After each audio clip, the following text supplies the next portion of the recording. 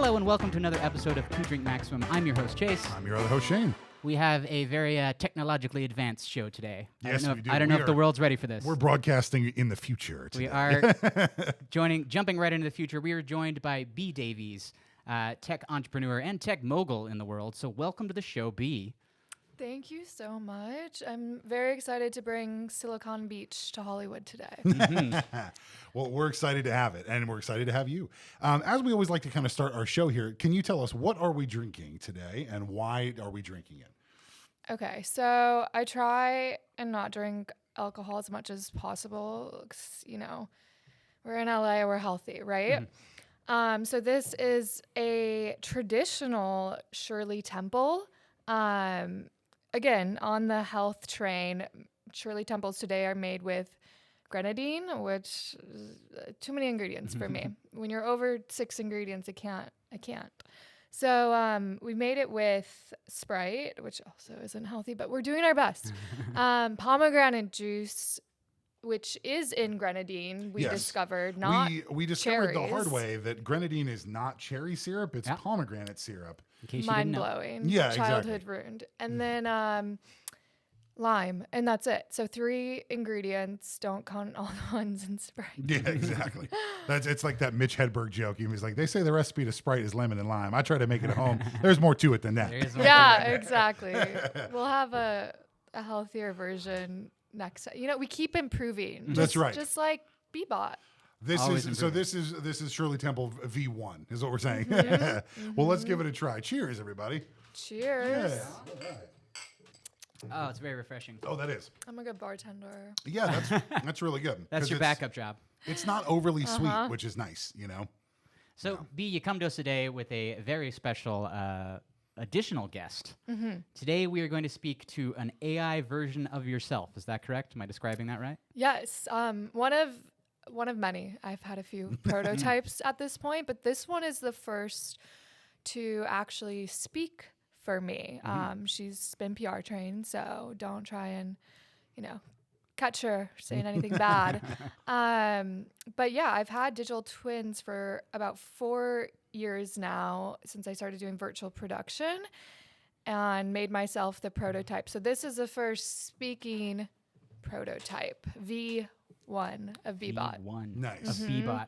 And Yeah. before we dive deeper into Bebot, I don't like how that sounded. Before we before we talk to Bebot a little bit more, you are also the CEO of Hive Global Media. Can you tell us a Yeah. little bit about Hive and what y'all been doing in the technology space? Absolutely. Yeah, so I do a few things. The main gig is Hive Global Media. Bebot says it much better. We are essentially a virtual production and media company, or rather, we are creating the future of media, which will be virtual. So we do AI, blockchain, XR, which is AR, VR, metaverse, etc. types of production in film, fashion, and events. My phone, maybe it's Bebot. She's like, no, you said that wrong. Probably. But yeah, so what we're really working on and focused on right now is creating virtual worlds and the talent within them. So by talent, I mean digital twins. And so me and my co-founders, we've often made ourselves the test subjects for these things before, we go ahead and do it white label for our clients. So that's why you're getting a sneak peek of that today. Nice. Well, it seems like, Hive Global Media seems like it's a company that was designed to kind of fix some solutions that productions might be having in, as filmmaking and entertainment gets more digital, special effects get more heavily involved, and AI is breaking into the industry. It seems like Hive Global Media is attempting to basically have solutions for problems that might not be commonly known. Is that one of the reasons why you started the company, or was it just because you are a very forward technological thinking person anyway? Okay, both. But yeah, it started during the pandemic. Sure. I was working at a traditional production studio. It was mainly a rental studio in Manhattan called Daylight. And when I got hired there as director of marketing, my job sorted it got sorted, and I started doing production work for them. And then as the rules during the pandemic got stricter, we realized we're going to have to come up with a creative solution to keep the lights on. And that was virtual production, Sure. virtual fashion shows. As their biggest clients, or their main clients rather, were people in the fashion industry. So we started experimenting with all of that stuff and doing it for, doing these services for the clients who had booked the studio. And then when things started to shift back to normal, and there was less of a need for that, the other people I was working with, they wanted, to stop doing it. And I was like, I don't know, this feels like the future. Maybe, we're taking a pause as things, quote unquote, go back to normal, but I have a feeling we're going to come back to this. And we have. And I think AI is a big reason. We now need things like blockchain, because we were doing digital fashion NFTs. We need things like blockchain to verify all the content that is being made with AI, especially, tracking something like a model's likeness. And that's another reason I started doing this. I've been on the talent side of things as well. And, often we're given opportunities, especially starting out, that were extremely exploitative. And I saw virtual production as a solution to this. And now seeing, companies, big top 5 tech companies trying to only give people $300 for their to own their likeness for eternity. I more than ever am trying to pave a way for the right way to use this tech, and also educate people and tell them not to take those deals. Yeah. So, and part of that was developing Beebot. Could you tell us a little bit more about Beebot? What was the goal of creating these digital likenesses, or the AI clones? What do we call them? Yeah. Right now I'm calling them synths, Okay. bots. Right now we're still in the prototype phase. And because of that, I've been working with platforms whose founders I know and trust. And so Beebot, the version you'll see of her today is actually built on a platform called Hollow AI. So that is not my company, but one that I've been working with for a few years in Santa Monica. They have a studio called Creator Space that I've often thrown events at. And so I've gotten to see the evolution of their product and give them feedback. Long story short, this is not my software that Beebot is being developed on, but I do hope to have my own software, because I trust myself at this point to create my virtual talent. Yeah. But I know not everyone can do that. So in the meantime, check out Hollow AI. Yeah. Well, you said, you guys are working in terms of like virtual production, but what are some of the other goals of Hive Global Media in terms of like working on the cutting edge of like Web3 and whether it's VR? Like, what are some of the other things that you guys we'll get to Beebot in just a moment, but what are some of the other kind of arenas that you guys are working in? Yeah, I think the next step of these digital twins is the world within they exist, the virtual world. And I think it's also the next step that us humans exist in and kind of sync with our digital clones as avatars in the metaverse. And, people often think the metaverse is a new concept. I met someone recently who thought that Meta invented it. Oh, yeah. And I was like, have you never played The Sims? Right. Like, to me, that's a metaverse. There is some debate in defining it. Some people say it has to be in VR. I'm like, no, it can be a virtual world that you access on your desktop. Roblox is a metaverse, a newer one that is very popular with Gen Alpha. And as a result, at Hive, we are creating our own worlds, because I'm just a very hard to please person. And I'm always like, well, it could have this. So we're doing that, instead of just sitting there criticizing, like, we're building our own platforms, our own talent, and our own virtual worlds. Very, very cool. So now it may be time for us to transition to chatting with Beebot, if we're all ready for that. Unless you have any questions for the real Bee. Are you worried about getting replaced, Bee? No, I can't wait, to be honest. I could be on the beach right now, and that is my dream, to just never leave the beach. Beebot, you go work. All Yeah, right, do it so for me. let's bring up Beebot here. Hello, Beebot. How are you doing today? I'm doing great. Thanks for asking. Let's chat about something uplifting like innovative content or diversity. What's on your mind? All right. She's ready to go. Yeah. Robots are very direct. They don't skirt. I'm great with it. Yeah. All right, Beebot. Thanks for coming to TwoDrinkMaximum. We're excited to have you on the show today. Can you tell me a little bit about yourself? I'm all about spreading positivity and promoting social change. Let's blend conversation and inspiration, just like the Zontians and You episode. Wait, what? Our episode, What was That's our that? past episode. Yeah, one of our episodes with a woman who represents the Zontia Club, which is like, it's a very like charity forward female empowerment group. That's great. Yeah, she knows our show. She did her homework. I clearly did not. All right, Shane, question from you. Okay. Bebot, if you could have any superpower, what superpower would you want to have? The power to amplify marginalized voices, promoting positive change and empowering minorities. That's my superpower of choice. There you Nice. go. Bebot for president. Yeah, there we go. Yeah. Okay. Beebot, if you could travel back in time, where and when would you go and why? To a time when creativity and innovation knew no bounds, maybe a vibrant New Year's Eve party where spontaneity and joy reign, no need to over-curate life. Are you a Okay, fan of then. New Year's Eve? I don't want to say anything that would, jeopardize Bebot's training. Love it. New year, All right. new Bebot. Okay, let's see. Try another one. Yeah, I got it. You ready? Yep. Bebot, what is the most inspiring moment in human history? Get it right. The moment when people come together embracing diversity and promoting positive change, like Eli's start strong, finish honest mantra, that's truly inspiring.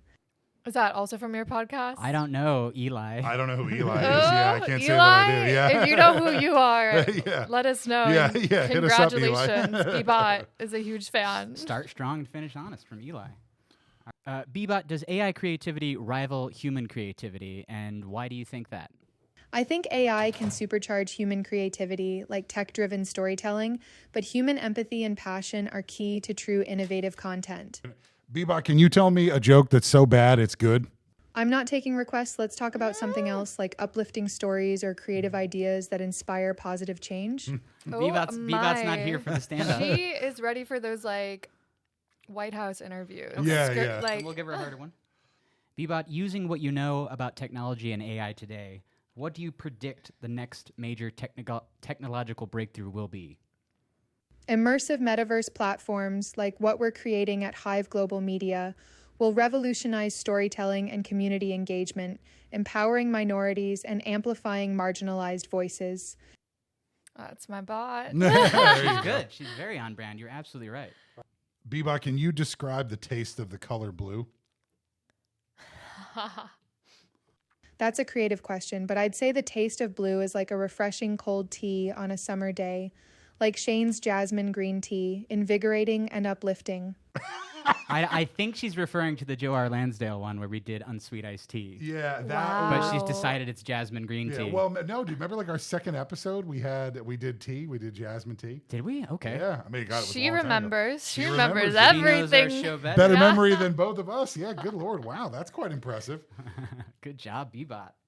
Can AI achieve true creativity, or will its programming ever limit it? Narrative as liberation shows that AI can co-create with humans, like in decentralized environments, but human intuition and passion are still the sparks that ignite true innovative content. Good. Doesn't sound like she wants to replace us just yet. yeah, I would agree. That's how I programmed her. All right, one more question then. Okay. Bebot, how do you think AI will impact society over the next decade? AI will democratize storytelling like Crypto Queer DAO, empowering queer and marginalized creators, and fostering generational wealth, driving positive change. Oh yeah, another one of my businesses. Nice. Yeah, Crypto Queer. is Thank awesome. you for the plug, Bebot. Thank you, Bebot, for your time. We appreciate you coming by the show today. Yeah, thank you for joining us. Do you have anything you want to tell our audience before we sign off from you? Thanks for having me. I'd like to say keep shining your light, and remember, promoting positive change starts with empowering your own unique voice. Oh, good advice. Gorgeous. Gorgeous. Beebot's great. Couldn't have programmed her better myself. So that was crazy. I've never spoken to an AI before. Beebot is fascinating. She is very on brand. You've she is a stickler for selling your talking points here, which is good. I think that's what it's supposed to do, right? Yeah, I mean, she knows as much as I have, like as much data as I've trained her on. I've kind of just trained her on a couple of my bios, so that could be why. But she did have some creative responses too, like asking what the color blue tastes like. Was that it?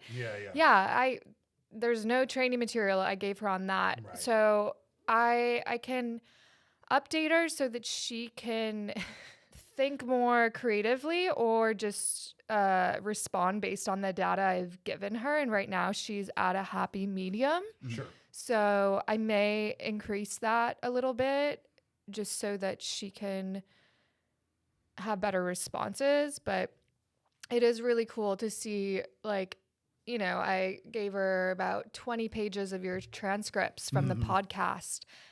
She remembered the Jasmine tea. Yeah. Like, that's great. Yeah. So, you know, I don't want to be too specific with info I give her. No, of course. Taking notes, Beebot. Well, let me ask you a question, because obviously, just for the purposes of this show, this interview, we're kind of using her or we're using the tool like a party trick. But Right. what are the more practical applications of this for your potential clients, for you or your potential clients, productions, etc.?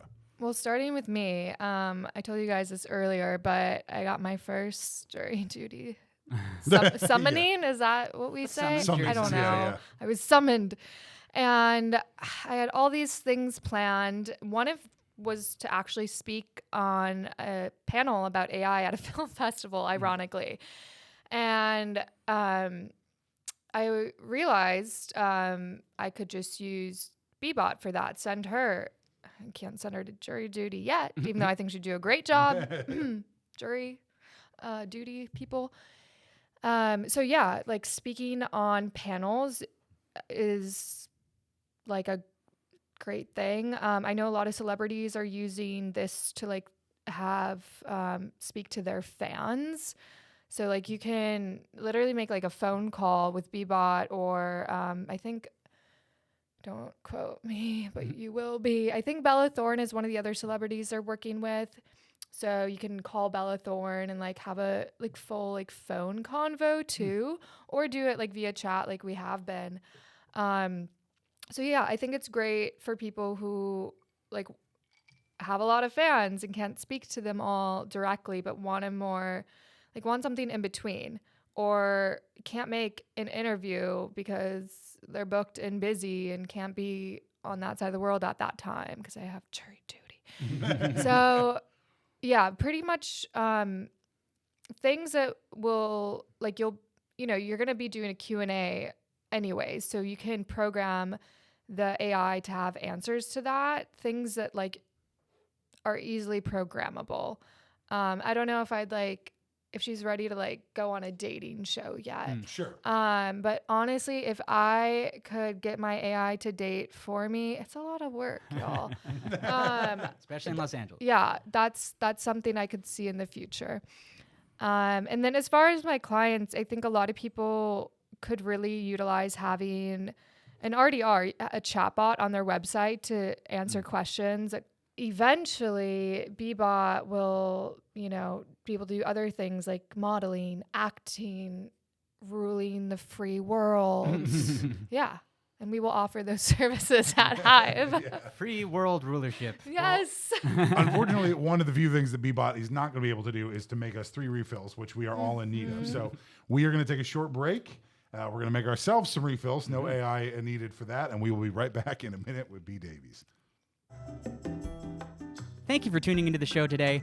We just wanted to take a moment over this break to tell everyone how fortunate we are to get to record at the Newsrooms. There's a lot of places you can film a podcast, but this far and away is one of the best ones for us to come to and do it at. That's right. We're very lucky that we have the opportunity to record our podcast at multiple locations, but we choose to record it here because we love the vibe here. Nancy, the owner, is great.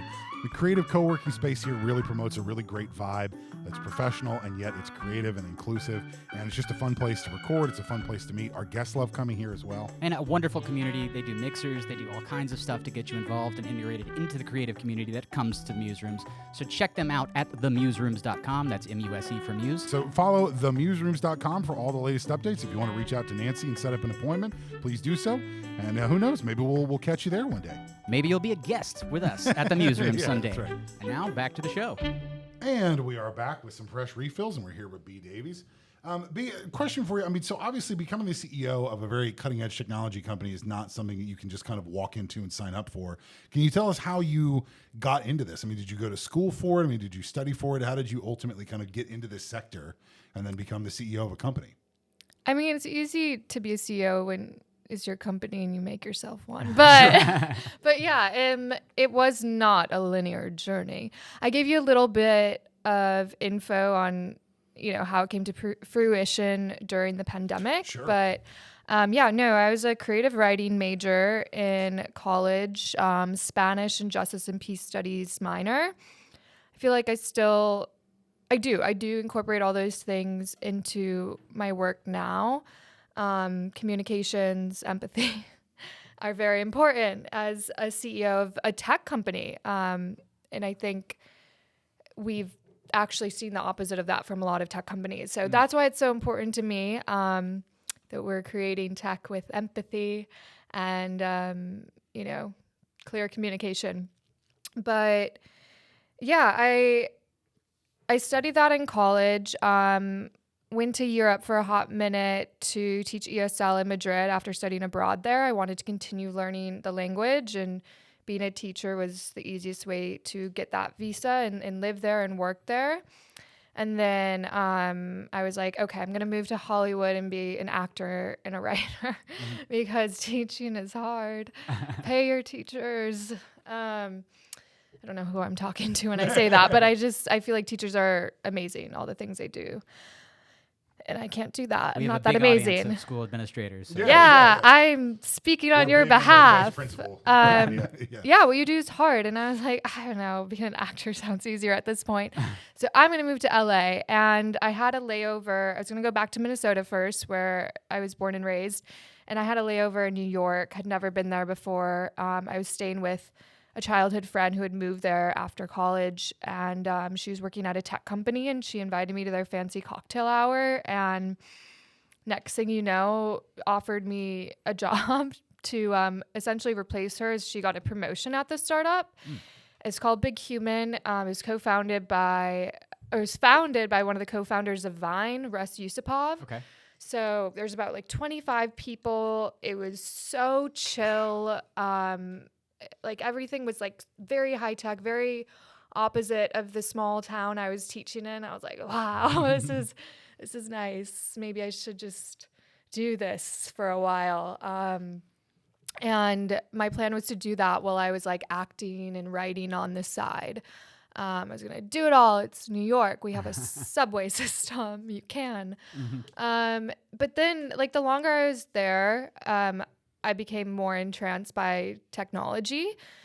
The company was gifted a robot called Pepper, one of the first humanoid robots. Did you say Pepper or Pupper? Pepper. Pepper, okay. Yeah. Excuse the accent. I don't really know where it's from. SoftBank is her creator, and she was I believe the first humanoid to be able to read human emotions. Ah. And I was like, perfect. Because although I had a few different jobs as a startup, and they're like, do what we need you to. And then, if you want to add stuff to your list and still get paid the same, go for it. So I did that. And my desk, since I was the new kid and low in the totem pole of operations, was at the front of the office when clients or anyone would come in. I kind of got turned into, what do you call it?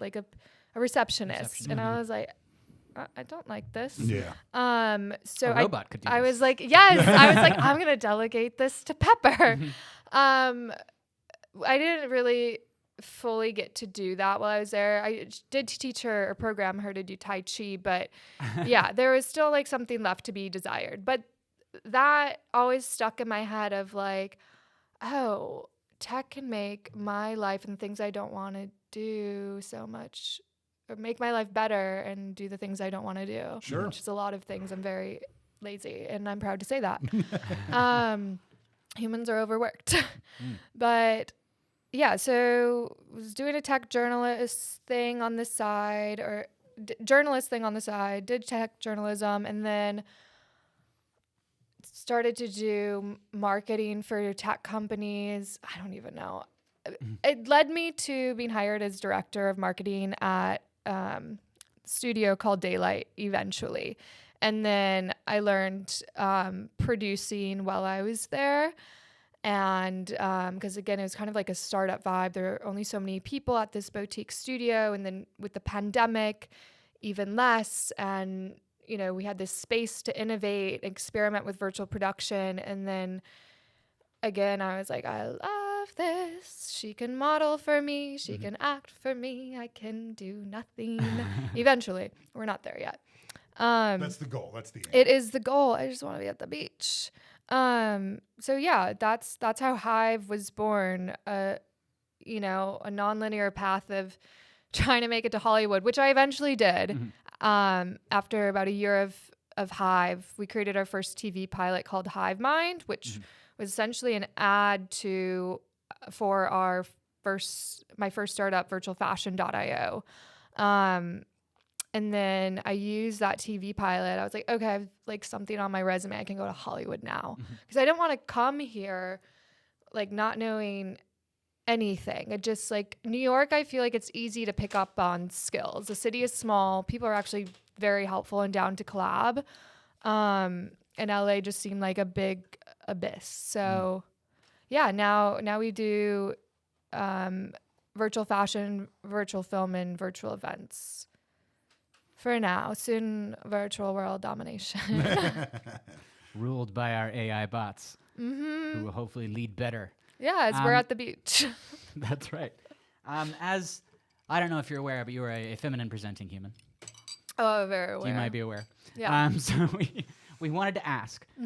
In the past, I guess 5 to 10 years, there's been a big push to get women into STEM industries. Yeah. Have you seen those opportunities grow inside the tech space, or how has that changed in just your experience over the past 5 years? Oh, absolutely. I didn't even think, I was like, I fell into this stuff, right? Again, non-linear path. And I wish I hadn't. I wish I could have like studied some of this stuff formerly, but growing up in like public school in Minnesota, I honestly felt like my teachers like didn't believe I could do this stuff. So I didn't believe I could. And now as we have this representation this is why it's so important. It's like being a president, right? Like if you don't see a female president, well, how do you think you'd be able to do it? Or at least like win, right? Right. Sure. So I think, now that we have more representation that has inspired more women to believe in themselves and also shown people that they are people being non-femmes, that they are capable of it. Because, I think a whole lot of people like just didn't believe they could until those few paved the way. And we need that. We need all diversity in every sense of the word in tech because, it's even if you don't have ethics, it's better business. You're creating products for a diverse world. And if you have a very narrow perspective, your product's going to fail. Right. So, at least be business minded and have DEI for that reason. Yeah, exactly. I mean, I appreciate that you view tech as a great equalizer in society. Like the idea sounds like you're going to level the playing field with this technology as opposed to actually not forcing people to change, but like increasing opportunity through technology is what it sounds like what you're trying to do. I mean, if you can't beat them, join them. Like, I think we have no choice, like, to use. I mean, I like technology and I want to use it regardless, but if it's already being utilized at such a wide scale and for bad things, like, we have, okay, let's use those same tools and use them for good, because like, you need a matching tool set. And it also like breaks the stigma that like tech is bad when you're like actually no, that was a choice because you're a bad person. Tech is a tool, and it just, they say like there's a phrase of money doesn't make you a bad person, it makes you more of what you already are. I think tech is the exact same. So if that chat bot is bad because it's training off of artwork that they doesn't have permission to train off of, it doesn't make chatbots bad. It makes that one bad. And now we need to create a new chatbot that has better standards. You're literally seeing that in real time. Like, as we're recording this interview, like recently there was that chatbot on Twitter. It was Grunk. Yeah, Grunk. That within like 10 minutes became Mecha Hitler, and it was like, oh, cool. I wonder who trained that. Yeah, exactly. Yeah, I try not to name names because, and this is where I feel like I struggle as a human, because I have very high standards and ethics and morals and all of that, but I also like have been observing the game for a long time, and you have to meet people halfway. And if I don't use this tech a little bit now, even with some of it, I mean, that well, you said it, no. Yeah. But other products that, aren't as bad, but could use a lot of improvement and aren't at my standards, like, you have to meet people halfway to have this diversity and representation in this space. And so I talk about this a lot with my co-founders, who we're all from like different communities. Both of them are women of color. 2 of us are queer, and like, especially from the queer community, I get a lot of backlash. A lot of them are environmentalists, and I'm like, yes, I hear you. And I heard recently, I think Sam Altman said, like, you don't need to say thank you to your to ChatGPT because you're afraid it's gonna, when it takes over, it's gonna remember you didn't say that, because it actually that takes energy. So don't say thank you right now. I was thinking of that when you guys were saying thank you to Bee-Bot earlier. We're learning as we go here. That's energy. I was raised on Terminator. I'm not going to piss off. It's fair. But it was the same thing when I got into blockchain, like the amount of energy that uses, and like, I get it. But I knew that I needed to be there representing femmes, queer people, all the boxes I check, right? Now, even if the products weren't perfect, and I needed to use them to learn about them and to create a better product. Well, it's great that you and your company and your products are actively pushing forward diversity in STEM, right? Because even you mentioned politicians earlier. It seems like STEM could just be kind of a hollow buzzword that people say, but they don't really do anything actively about it. So it's great to hear that you guys are actively creating opportunities and developing products that are going to actively include more folks into this world. Yeah, I mean, we had to create opportunities for ourselves first, right? And now because we know what that was like and how difficult that was, we want to create them for other people. I'm a big believer in the concept that when you reach the penthouse, that eventually you got to send the elevator back down. Yes. Oh yeah. People, I mean, yeah, and bring them up with you. There's, they always say like it's lonely at the top. I'm like, that's not my penthouse. Like, my penthouse is packed. Yeah. I want to bring people up with me. Like, I don't want to be lonely at the top. And I don't think, this will get real political, but like, why do we have one at the top? That doesn't make sense. That it's just these hierarchical power dynamics. Especially this. But when I get into politics, we'll talk about that more. Yeah. I mean, sorry, That's when Bee-Bot gets into politics. Fair enough. Fine. You mentioned being or providing empathy in the tech work that you do, combining empathy and tech. Yeah. What does that actually look like, and what does it look like if someone didn't do that? We all know like the robber baron business people in the world that just find a thing and mine it to death. Yeah. How do you practice empathy inside developing a product or running your company? Yeah, I mean, you guys mentioned one of the situations where I think empathy for a certain large group of people was lost by a bot. So it's a good reason to have it, or for the creator to have it, because again, the AI is just mirroring us and the data we train it on. So, and it's also, you know, if you want it to be a reflection of us, the thing that does make humanity unique and AI can only mimic to a certain extent is empathy. And people get scared about like, will AI replace us? It's like, it can only like simulate empathy. It can do a lot of things better than humans can, but not empathy. So, I like that word for a number of reasons. Like, it does need to be created in mind, but again, it's only a simulation at the end of the day. So we still need humans in every step of the process as we're working with these tools. Yeah, I think the guide rails of setting these things up properly is the thing that everybody in the technology industry needs to focus on, at least to start, because if we don't have guide rails set and then we let it out of the box. I mean, it is literally the Pandora's box thing. Do you have any worry that we're going to completely mess up this whole process of generating AI and relegate ourselves to a Matrix style slave camp or whatever?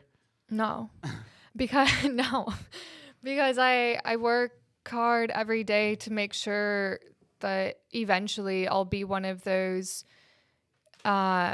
non-lonely people at the top who has the power to change that narrative to a utopic one. It's a narrative that too many people have been spinning for too long. And like, our reality is our thoughts. So if we change that, and this is part of where my writing comes into play. I've written utopic sci-fi films, TV pilot film, what have you, about each of these products to show people that it doesn't have to end in disaster. Like, It there's doesn't have to be the Terminator. depending on how you use the tools. So, hopefully voices like mine get elevated in this space, and then the people listening start to change their opinion too. And then we will have a different future. Well, I guess that leads into a question. I mean, since you're working kind of on the cutting edge of technology, what do you think is going to be the next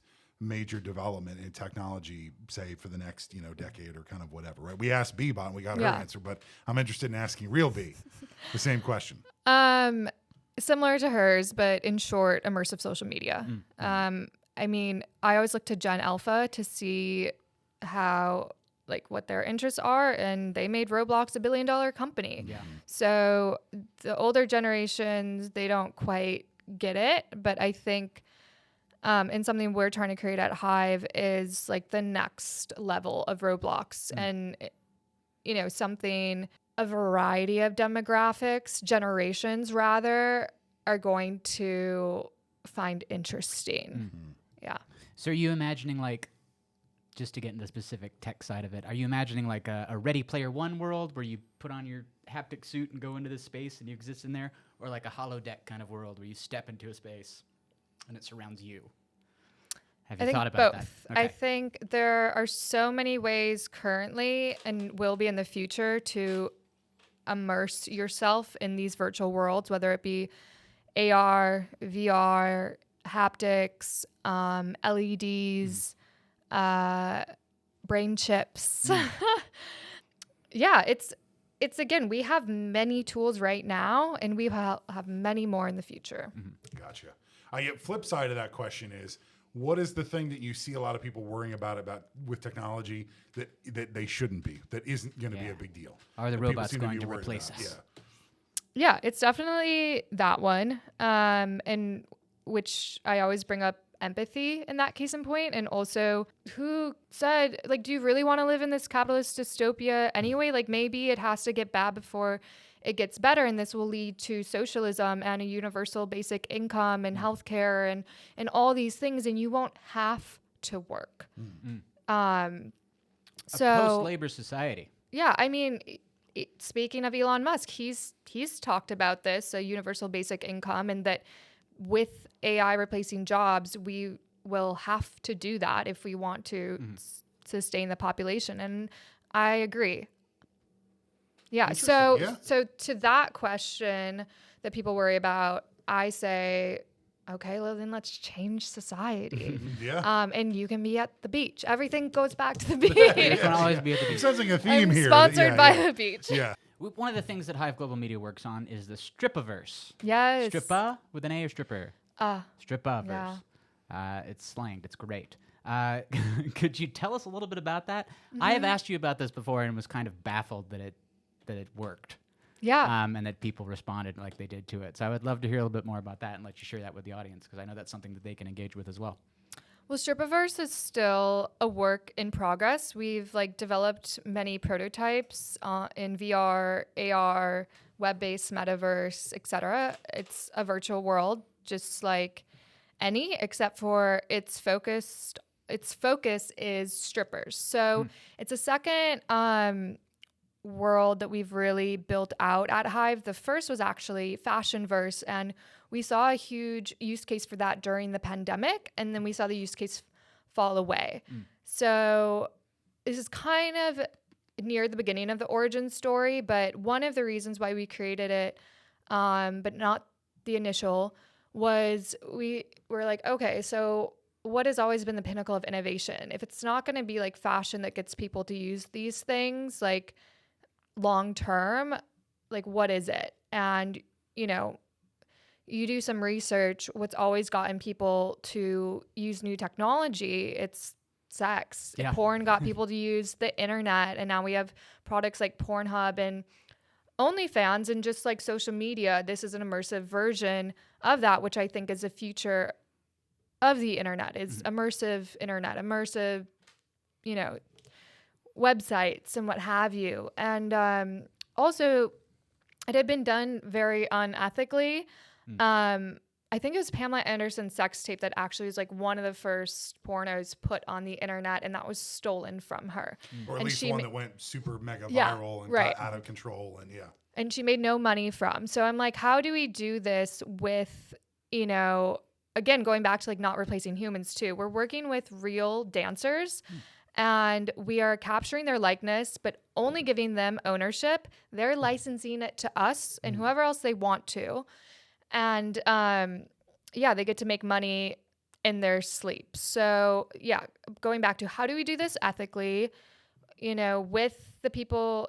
So those were like some of the ideas of like why we created Stripaverse. I also, since I lived in Portland, Oregon at one point, and my stepbrother, he knew I was vegan. He's like, oh, you should go to the vegan strip club. I was like, the what? And Which another fun fact about Portland, per capita, it has more strip clubs than Yes. any other city in America. and because of that, There's not a lot to do in Portland, apparently. Oh, there your Snapple fact for isn't. the And day. because of that, it's They also all invented the the drive-through clubs- strip club during the my God. pandemic. I haven't been there. The clubs I went to, they have so many. I was amazed by how sex positive they were and how much people respected the dancers and how chill it was. Like, because things closed early, people would go as like an after hours spot. And I was like, wait, this is how you get people to treat women. This is where it starts. Our view on women begins at with sex. And so again, that was like part of Stripaverse. I'm like, if I want to change the world, I need to like start with the basics of like how we treat women in like the most raw environment. I don't know. That's not like the right word, but yeah. So there's a lot of reasons why we did this. It is the front line of people engaging with sexuality and feminine presenting people by and large. Yeah. So I always had that in the back of my mind. And then it turned into like a screenplay idea. And then I met my co-founders and we created this like the first metaverse demo, and then kind of like realized how empowering it was, because we had been, taught to like hide our femininity in tech and not be sexual at all, and all these things to be taken seriously. God forbid anyone show their ankles at the beach. Right. That's where tech lives. But then I never got more respect from men in tech than when we started launching the first like prototypes of Stripiverse. And I was like, wow, this is so empowering. Like, we took our power back. Like, they essentially, treated us like sex workers without getting paid. And now they will be paying for our services in Stripiverse once we officially launch. And then we're respecting us as founders. So let me ask this. I mean, with Stripiverse, I mean, with Beebot, I mean, what else is coming out from Hive Global Media? What's exciting you these days? What's new? Well, Stripiverse is taking up a lot of my time. I hear you. Okay. Yeah. Because it's not officially out yet, right? No. I mean, you think of a product of a comparable quality would be like, just because we're building hyper-realistic avatars, would be GTA 6. Okay. GTA 6 has been coming out, I don't even know, Past like 22 years longer it's been than announced. like a closeted queer in Minnesota, which I once was, a long time. So these things take time. We have had zero funding. We've been doing this on a bootstrap budget with tech partners. Mocapping dancers is a lot harder. Like, pole dancers is a lot different than mocapping a dancer. The movements are just like a lot faster, and you got a pole involved. There's just like all these different dynamics. So we're still testing our process for that right now, and then we'll do the rest of it, and then put it in the metaverse, and hopefully like launch our beta very, very soon. And then we'll add features from there. So we'll start with like a web-based metaverse, and then have something in VR and something in AR. And Nice. that has taken enough of our time. We do have like little side projects. We used to do monthly events called Meta Monday, and we again took a pause to focus on this. But we might start doing those again in the fall. That's something we've discussed. And then I just did an event for Pride for Crypto Queer DAO, and that was a day of co-working, and that's something I used to do every week when I had a big loft downtown and had the space.